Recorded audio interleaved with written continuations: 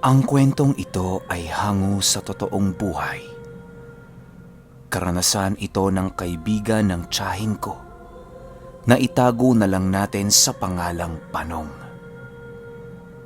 Taong 1988, Pitogo, Quezon. Itong mga panahong ito, kasalukuyang manggagapas ng repolyo itong si Panong.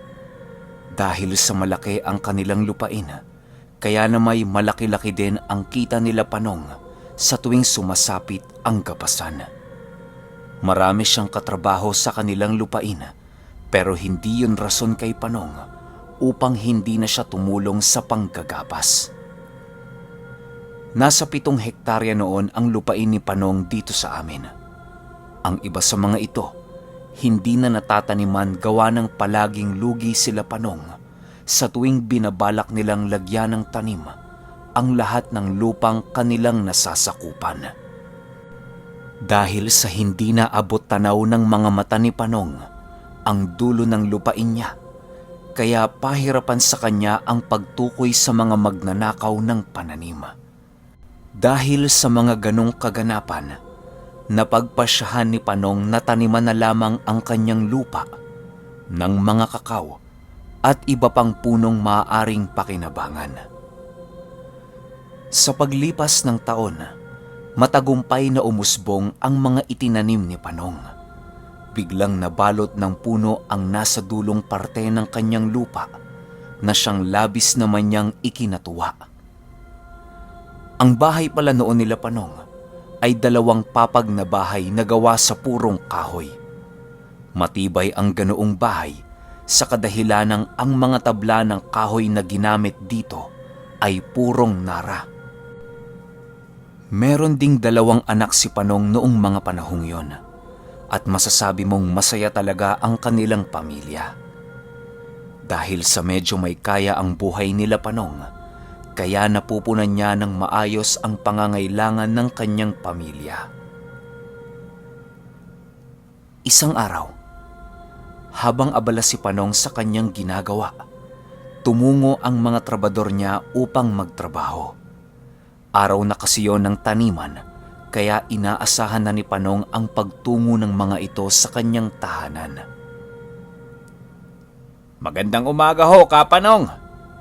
Pasensya na ho kayo't nahuli kami ng dating. Wika ng isa sa mga trabahador ni Panong. Huwag nyo na yung alalahanin. Ang mahalaga maaga kayo kahit papano. Siya nga pala. Nakahanda na yung itatanim ninyo ngayong araw. Kunin nyo na lang sa bodega. Sagot naman dito ni Panong. Matapos makapagbigay ng utos ni Panong, agad namang pinuntahan ng mga ito ang kanyang bodega. Nasa 30 katao ang trabahador noon ni Panong upang mapunan ang malaking hektaryang lupain niya. Meron silang mga kabayo at kalabaw sa lupain ni Panong na siyang nagpapagaan ng kanilang gawain. Si Panong naman noon, naghahanda na para sa pagsama sa kanyang mga trabahador. Nais niya kasing tunguhin ang lupang pinagtataniman nila ng kakao, gawa ng ilang taon na siyang hindi nakakabisita dito. Dahil sa abala sa trabaho si Panong sa kanilang bahay, kaya wala siyang panahon na tumungo sa dulo ng kanyang lupa. Matapos makapaghanda ng mga trabahador ni Panong, dali-dali naman silang nagsialisan upang tumungo na sa kanilang trabaho. Si Panong ay nakasakay sa kabayo, samantalang ang iba sa kanyang mga trabahador ay nakasakay sa kangga ng kalabaw. May mga naglalakad ding mga trabahador si Panong, gawa ng maraming pananim ang isinakay sa kalabaw. Sa pagtahak nila sa daanan sa unang hektarya ng taniman, meron nang nagpaiwang trabahador kay Panong. May mga trabahador si Panong na inatasan niyang sumama sa kanya sa taniman nila ng kakao. Medyo hindi na kasi pamilyar doon si Panong, gawa nga ng hindi na siya nadadapo sa lugar na yon. Halos abutin sila ng 2 oras ng paglalakbay, makarating lamang sa taniman nila ng kakao. Di lang basta bibisita doon si Panong, bagkus ay magtitirik sila doon ng isang kubo na siyang pwedeng tirhan ng isa sa mga taong nagtatrabaho sa kanya. Pagdating nila sa lugar, laking gulat na lamang ni Panong nang makita niyang nagmistulang kagubatan ang ginawa nilang taniman ng mga kakao at iba pang puno. Dahil sa dami ng puno na nakatanim dito, kaya na may halos madilim na ang lugar kahit umaga. Matagal-tagal na ding napabayaan ang lupang ito. Panahon na upang muli itong pakinabangan. Wika ni Panong sa kanyang mga trabahador. Oo nga, Kapanong. Medyo matagal-tagal na din natin tong hindi nababalikan eh. Sa pagkakatanda ko, nasa 8 taon na siguro ang nakalipas. Sagot naman ng isa sa mga katrabaho niya. Nang malapit na sila sa loob ng mga puno, unti-unting nakakaramdam ng kakaibang presensya. Itong sila Panong. Animoy hindi lang sila ang tao sa lugar na yon, dahil pakiramdam nila merong nagmamasid sa kanilang paglalakad.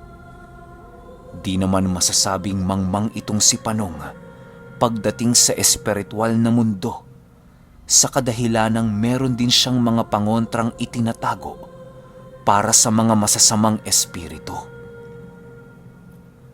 Naniniwala din si Panong sa aswang, pero hindi pa ito nakakakita ng aswang sa mismong mata niya. Ang mga trabahador naman ni Panong noon, bakas na sa kani-kanilang mga pagmumuka ang pangamba na pagpasok sa mga punong itinanim nila. Sa buka na pa lang ng kakawan nila Panong, bumungad na sa kanila ang napakalamig na simoy ng hangin at mga paghuhuni ng mga ibon. Animoy hitik na hitik sa hayop ang kakawan nila Panong dahil sa dami ng mga insektong kanilang naririnig. Alis to sa ahas ha? Baka naging pugad na ang lugar na to. Wika ni Panong. Oo nga, Kapanong. Batid nga namin ang dami ng ahas sa lugar na ito eh. Tingnan niyo sa itaas oh. Halos hindi na gaanong makita ang kalangitan dahil sa dami ng sangang nakapalibot. Sagot naman ng isa sa mga trabahador niya. Pinili nilang iwan ang mga kabayo at kalabaw nilang dala sa labas ng kakawan upang hindi ito maging sagabal sa kanilang paglalakad. Medyo hindi din kasi gaanong kalaparan ang dinadaanan nila sa kakawang kanilang pinuntahan. Makalipas ang ilang minutong paglalakad, biglang napatigil sila Panong nang makakita sila ng isang baboy ramong kumakain di kalayuan sa kanilang pinupuntahan. Pagsipat dito ni Panong, napansin niyang kumakain ito ng patay na manok, imbis na damo. Dahan-dahang napayuko noon sila Panong, gawa ng hindi ordinaryo ang kanilang nasisilayan noong mga oras na yon. Sa bawat pagkain ng baboy ramo sa manok, sinasabayan pa ito ng pag-ungol na para bang gutom na gutom ito. Sila Panong naman at ang kanyang mga kasama ay nananatiling nakakubli at nagmamasid upang malaman kung anong uri ng nilalang ang baboy na kanilang nasilayan. Kapanong, hindi ba kayang mag-anyong baboy ng mga aswang? Baka aswang yan. Pabulong na wika ng isa sa mga trabahador niya. Hindi ko alam. Pero isa lang ang nasa isipan ko. Merong nagmamay-ari sa baboy na yan. Tingnan nyo. Merong tali. Pulong na sagot naman ni Panong.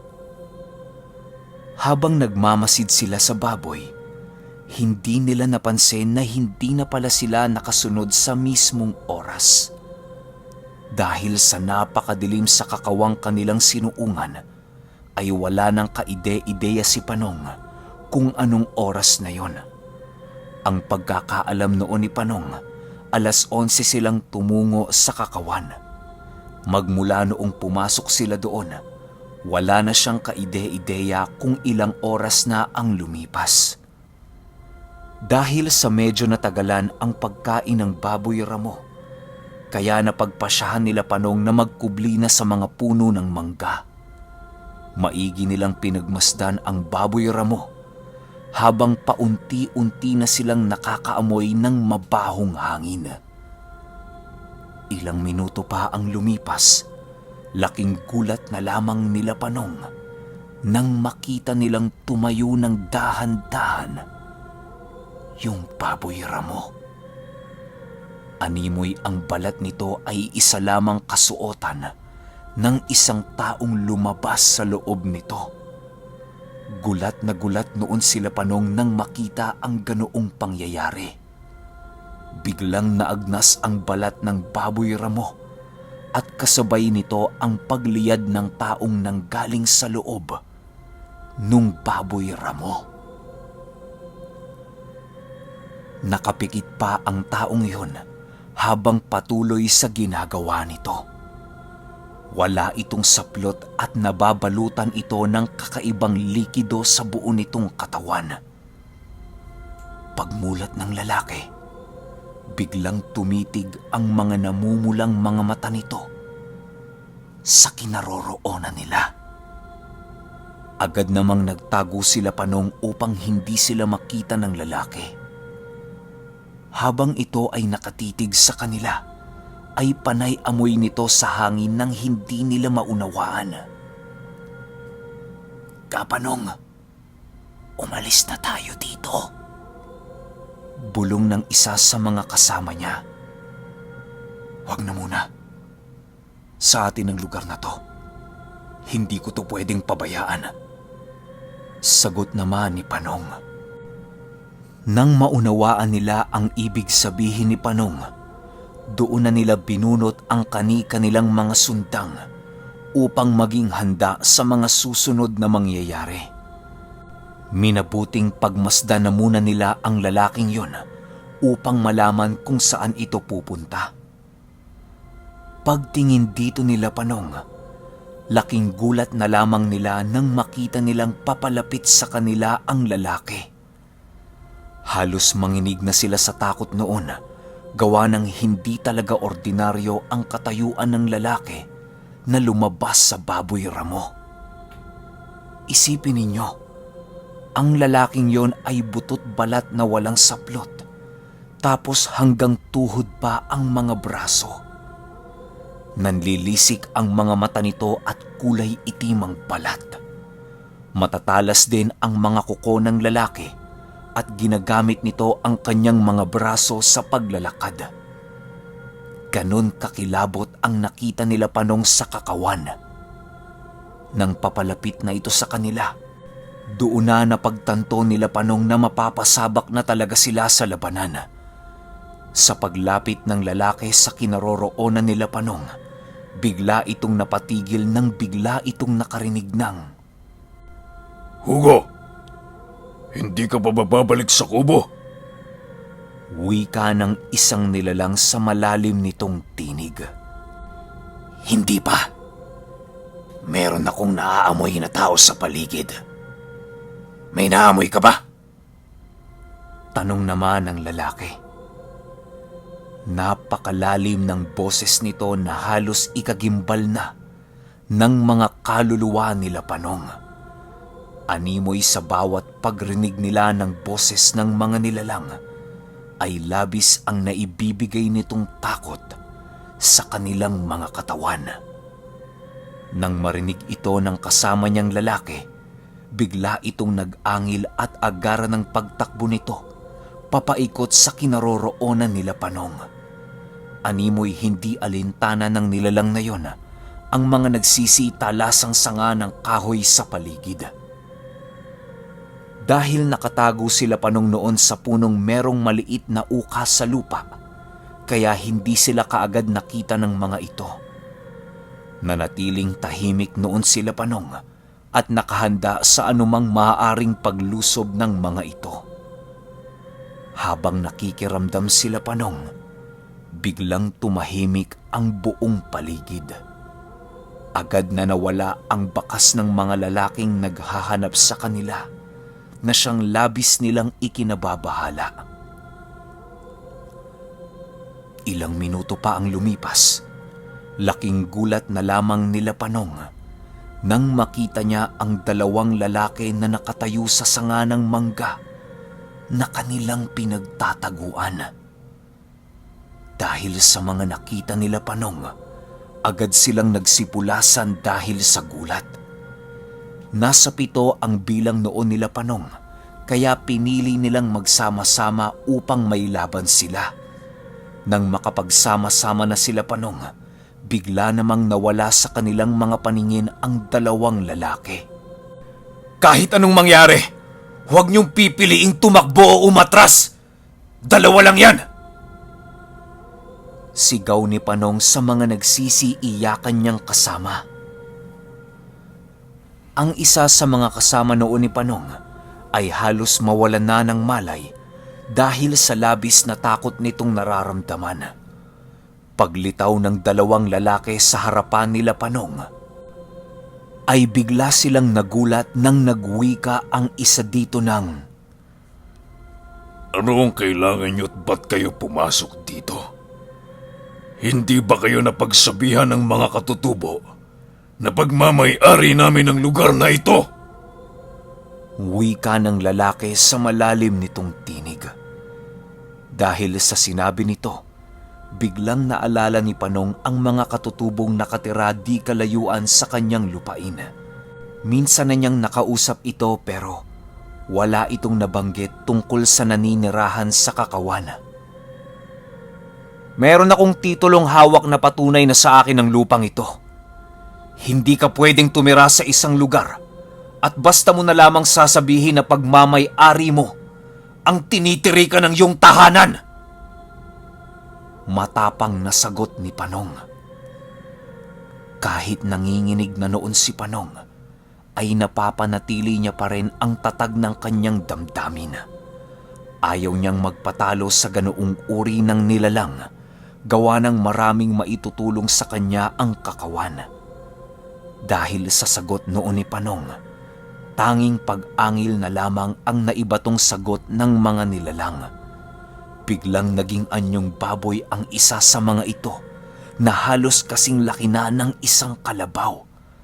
Kasabay ng pag-iba ng anyo ng isa sa kaharap nila Panong ay ang pagputok naman ng hindi kaaya-ayang amoy na talaga namang napakabaho.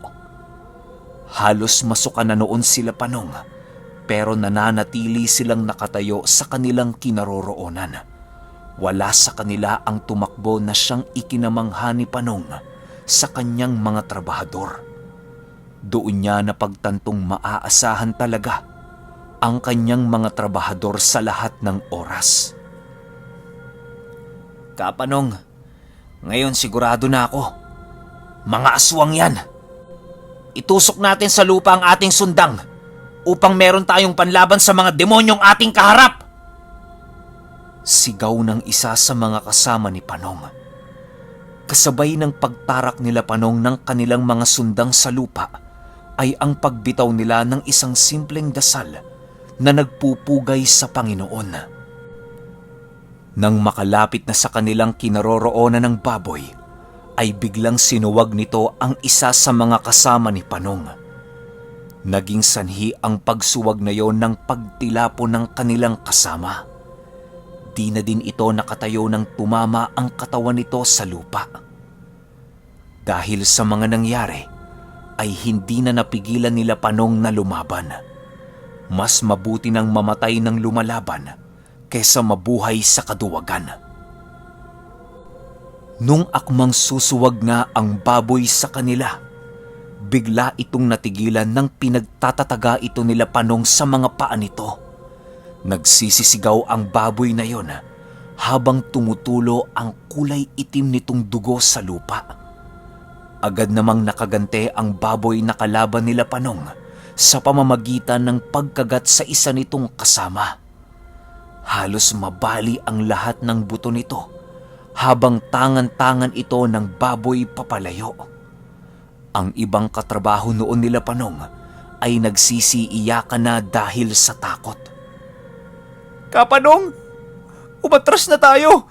Batid kong hindi titigil ang dalawang yan hanggat hindi tayo Udlot na wika ng isa sa mga kasama ni Panong. Bago pa man matapos ang sasabihin nito, bigla na itong hinilan ng kasama ng baboy ramo. Halos nagsisisigaw na ang lalaking yun nang inilipad ito ng aswang sa sanga ng mga kahoy. Nang naroon na sila sa itaas, bigla itong inilaglag ng aswang sa lupa. Paglapag nito sa lupa, agad naman itong nawala ng buhay. Gawa ng tumagos ang mga sanga ng puno sa katawan nito. Takot na noon sila Panong pero patuloy pa rin silang nakikipaglaban upang iligtas ang kanilang sarili. Nang mapansin nilang medyo malapit na sila sa bukana ng kakawan, napagdesisyonan nilang kumaripas na lamang ng takbo. Lahat sila ay nagnanais na mabuhay pero nang makita nilang nahawakan ang paa ni Panong ng aswang na lumilipad, ay wala silang nagawa kung hindi ang balikan ito upang tulungan.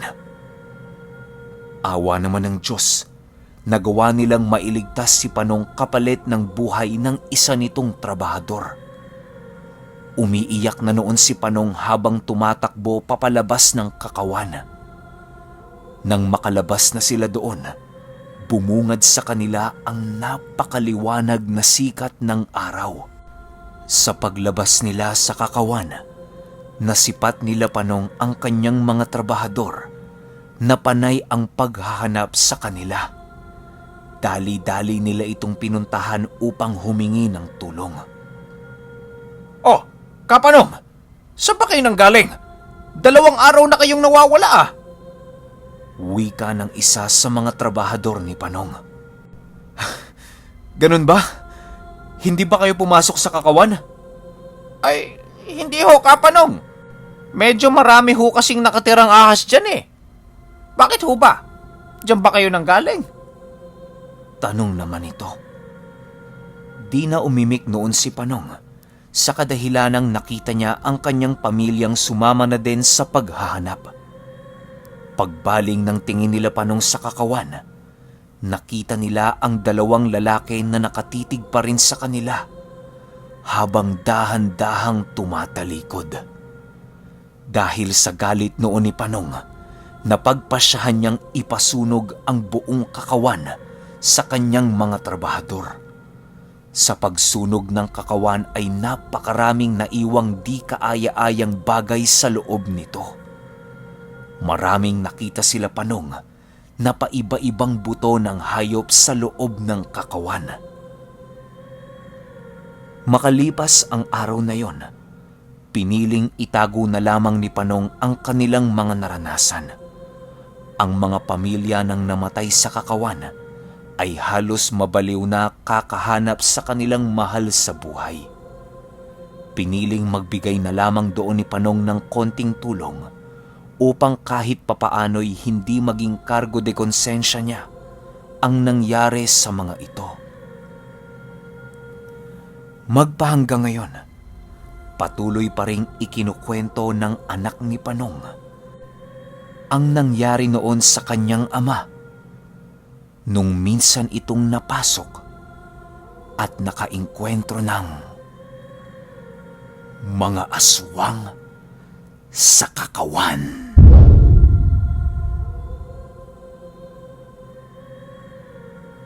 Okay, bago opinion, shoutout muna tayo sa mga bagong warrior members natin na sina Floraine Organo, Dayan Alipio, Dan Susada, Pretty Boy Gaming, Christian Pangan, Queen Bill Ilongga Mix Vlogs, Nerizel Manubay, at sa mga nag-renew ng badge, andyan sina Steven Mark Fuentes, Ian Garuga Motovlog, John Ray Tiangson, Roselyn Arante, happy 1 year sa'yo, RJ Napoles, Kathy Kunanan, Danny Siniel, Takashi Kawamura, Jade Antion.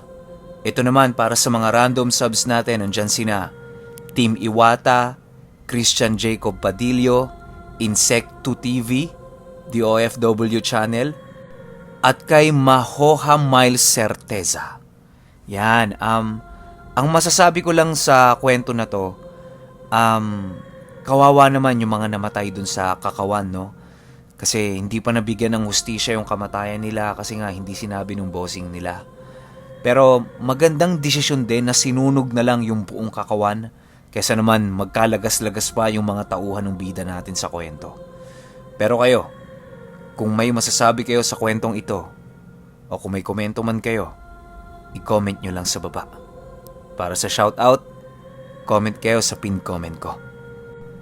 Yun lang. Hanggang sa susunod na kwento. Salamat.